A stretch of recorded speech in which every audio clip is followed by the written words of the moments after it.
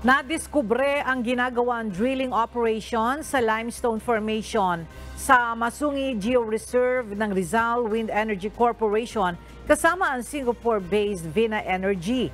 Sa isinagawang inspeksyon na pag-alaman ang unsettling authorization ng Masungi Karst Conservation Areas sa Tanay para mag-operate ang RWEC.